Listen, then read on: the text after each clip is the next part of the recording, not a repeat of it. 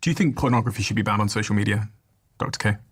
Should pornography be banned on social media? Yes, pornography should be banned. I can answer that. I'm making it. I definitely think it should be banned, but I don't. The explicit images should be banned, but the right to discuss about it, to talk about it, to give sexual advice, or to discuss different topics around sexuality, we should be allowed to do that. We should be allowed. Well, we're allowed to do that. No, I get banned too. Really? Because this doesn't get banned. Maybe you are allowed to do YouTube is it. different.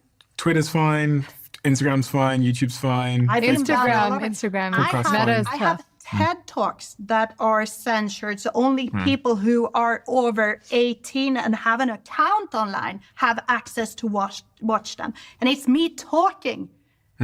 Yeah. No, there is definitely limitations. The thing that we've noticed is your video just doesn't appear in search in the same way, but they still recommend the video. So when we had, for example, Andrew Huberman on a couple of weeks ago and he talked about pornography, because porn was in the title and the thumbnail, the video got huge recommendations by the algorithm. But if you typed in Andrew Huberman, it would not come up until we took the word porn out and you type in Andrew Huberman and it comes up. So that's the only thing we've noticed. But we've been quite surprised actually by...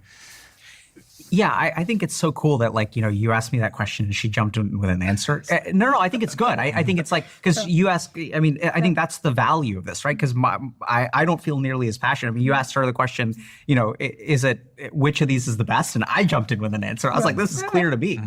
And I think just a couple of things that I just want to touch on. The first is that, what Dr. Malik was saying about, audio literature, like erotic fiction or romance novels, right? So I think it's harder to commoditize that, which goes back to Erica's point of some things are more likely to be turned into fast food.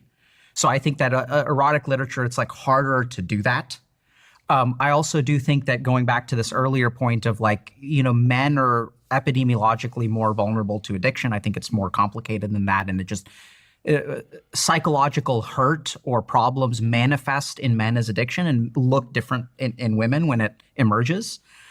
So I think it's kind of so we're sort of seeing a difference in addictive quality. It's easier to commoditize more sensory organs.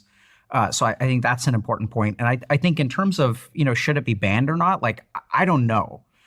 So I work kind of more at the individual level and arguably some at scale. But one of the key things is, I have some ideas about what should be done, but I'm not too sure about that. I'm curious, I don't know. No, but I'm saying it basically because it's open for kids again. This is why I'm saying it. If we're having social media and it's for people 18 above, then we're talking about another thing. But go to Twitter. Or it's not called Twitter anymore, the X. Go there, and it's full of porn. It is. It is. It is full of porn. You accidentally stumble across porn. I was saying this to my partner a couple of weeks ago. I said, look at how Twitter's changed. And I said, watch this. Scroll down my timeline. And I know there's algorithms, so if I dwell on something more often, then it's going to show me more. But I scroll down.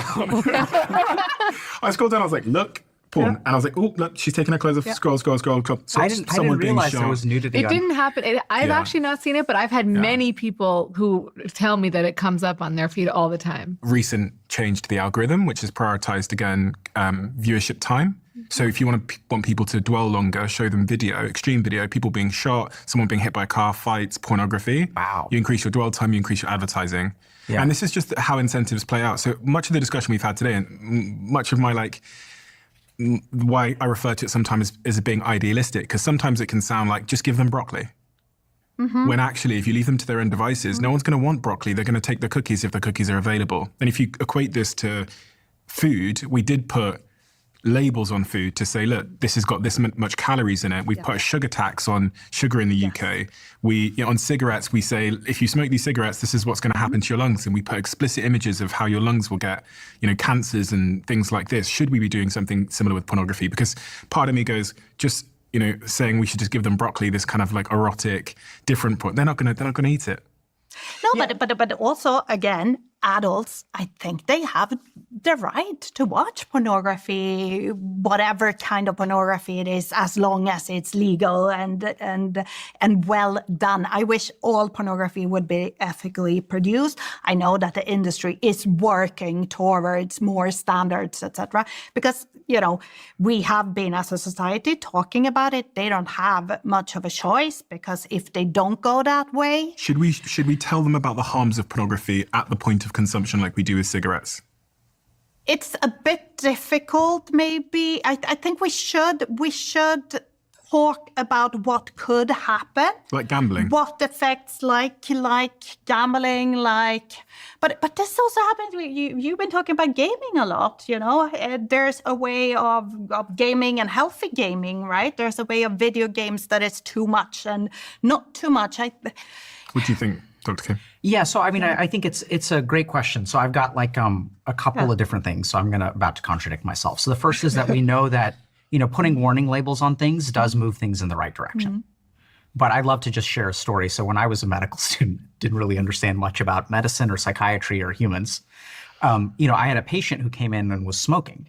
And so I came in and I was like, he came in, I was like a first-year medical student. So I was like, I'm going to be a doctor one day. And so this person comes in and I'm like, sir, do you know that smoking is dangerous? It can cause lung cancer. It can do this. It can do this. It can do this. So the person's like, yeah, that sounds bad. I don't want lung cancer. And I was like, great.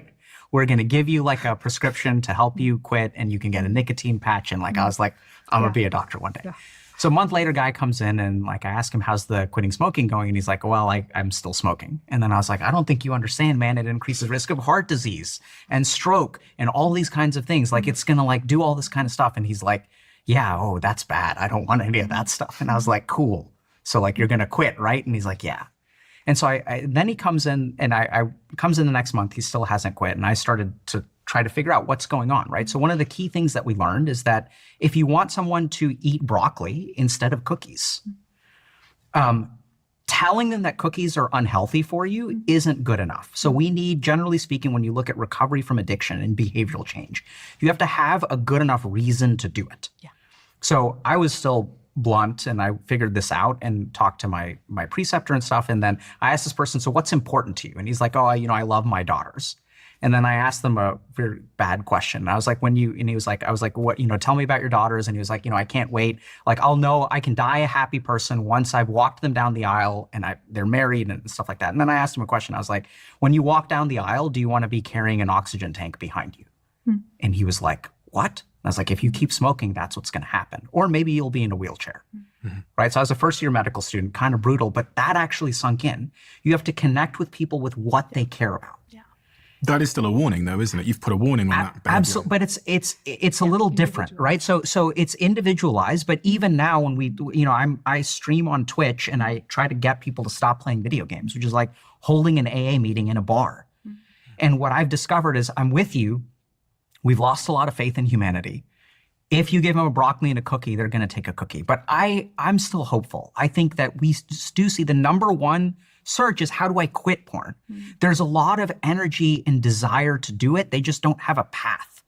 And I think one of these very simple things is emphasizing an erotic film and telling people, hey, if you're lonely, hey, if you're having trouble finding a relationship, hey, if you have a problem with premature ejaculation, or you're having difficulty engaging in a sexual act and can't achieve orgasm, what you need to do is slow it down.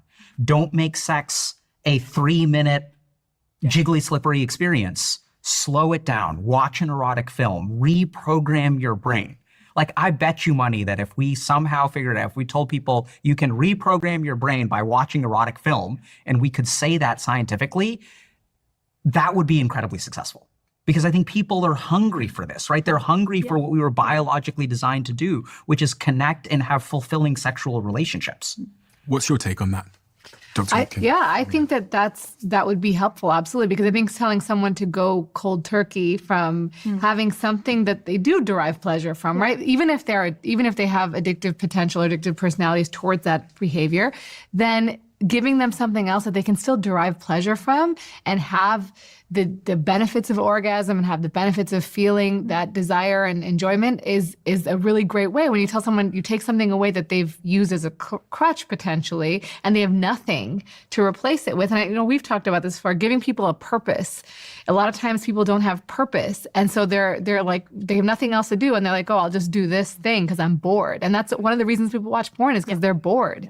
And so you give them a purpose, something else to do, whether it's an erotic film or actually purpose in their life.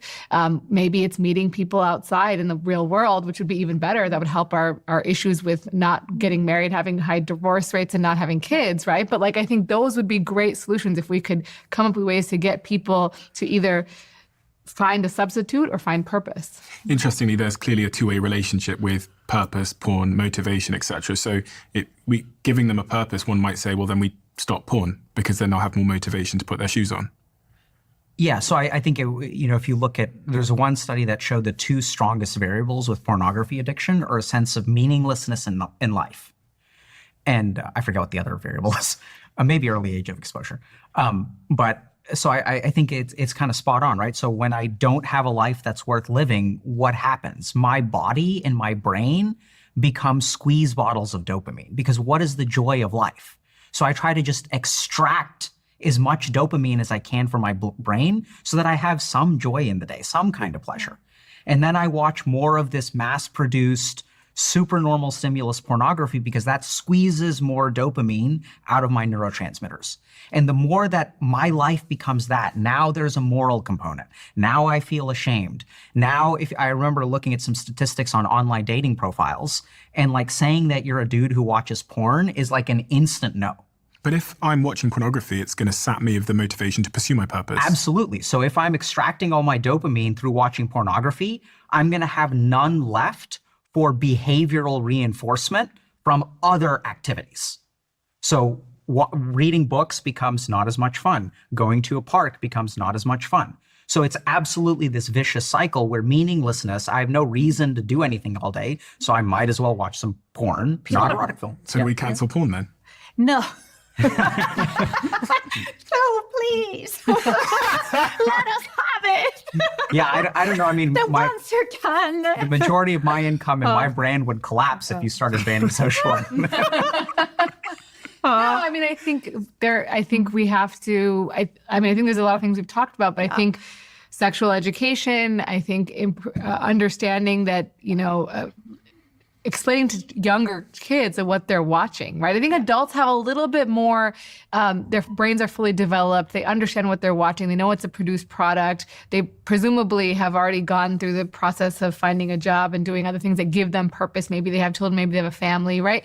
But I think it's really in that young generation that they're finding themselves. Maybe they're going out and they're not finding a partner because we know that there's less people coupling. There's higher, a mismatch of expectations. We've talked about that too in terms of dating.